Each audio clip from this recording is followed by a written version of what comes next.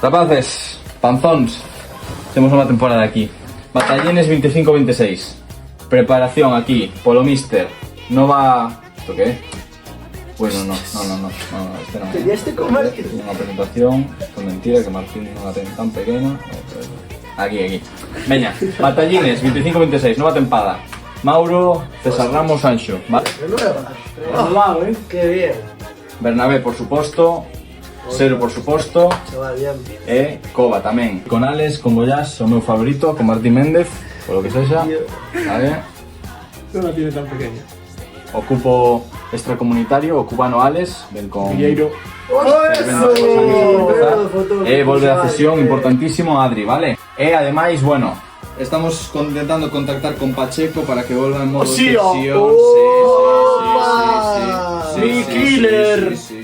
Ratón de área. Hostia, ¿es quién lo viste? ¿Roque? Pero es que fue spam, ¿no? Asumimos cargo. ¡Oh, honor! Vale, Honor, lo ahí. mismo. Vale, clasificación importante, ¿vale? Empezamos de primeros, encabezamos la clasificación, presión, pero no pasa nada, eso no nos afecta. Aston Villa, malísimos, a Estila, bueno, los papis de tus mamis, lamentable. Molenbier, vale, Molenbier, importante. Vale, le vamos jugando moito contra eles, hai que atrapar a Molen, vale? Importantísimo, fundamental.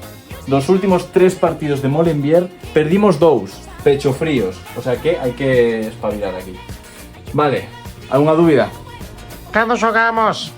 Vale, cando xogamos? Mañán, Molenbier, 2 da tarde no campo. Mañán, sí, mañán. Hai que estar preparados, Somos así, guerreiros, guerrilleiros. Arriba, vamos arriba, vamos arriba.